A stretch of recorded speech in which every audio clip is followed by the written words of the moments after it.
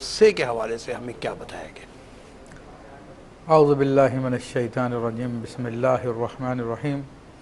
اللہ تبارک و تعالیٰ نے قرآن مجید فرقان حمید میں بہت پیاری نصیحت فرمائی ہمیں، ادفع باللتی ہی احسن، کہ تم احسن طریقے سے اس کو ٹال دو۔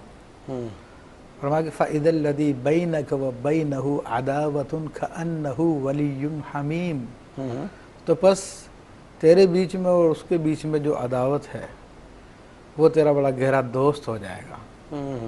تو یہاں پر اللہ تبارک و تعالیٰ نے ہمیں غصے کو رد کرنے کا حکم دیا، اور غصے کے حوالے سے نبی علیہ السلام کی بڑی واضح نصیحت ہے، جو کہ آپ کے قول سے بھی نصیحت ہے اور آپ کے عمل سے بھی نصیحت ہے۔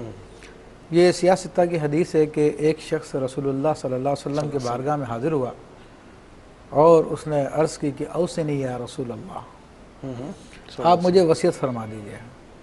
ایک لفظ میں اس نے سوال کیا اور حضور علیہ السلام نے ایک ہی لفظ میں اس کو جواب دیا، لا تغضب، تو غصہ نہ کر، غضب نہ کر۔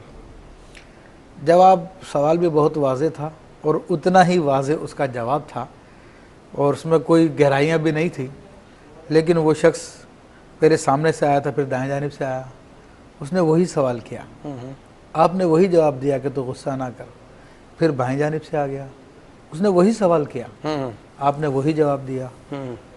پھر وہ پیچھے سے آیا اور اس نے آگے وہی سوال کیا، اور آپ علیہ السلام نے اسی محبت بھرے انداز میں وہی جواب دیا۔ سبحان اللہ۔ اب یہ دیکھیے کہ ایک تو رسول اللہ صلی اللہ علیہ وسلم زبان سے فرما رہے تو غضب نہ کر، پھر پریکٹیکلی اس کا ثبوت دے رہے ہیں کہ ایک چھوٹی سی بات میں تم سے کہہ رہا ہوں، تم غصہ نہ کرو، ایک لفظ ہے یہ، لا تغضب، مگر تم کبھی آگے سے آگے پوچھتے ہو، کبھی پیچھے سے آگے پوچھتے ہو، کبھی دائیں سے کبھی بائیں سے۔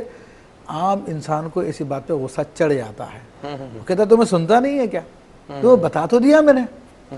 تو اس قسم کے الفاظ ہم لوگ کہتے ہیں، لیکن حضور علیہ السلام نے اپنے غضب کو کنٹرول فرمایا اور اس کو چاروں طرف سے آیا اس کو وہی جواب دیا۔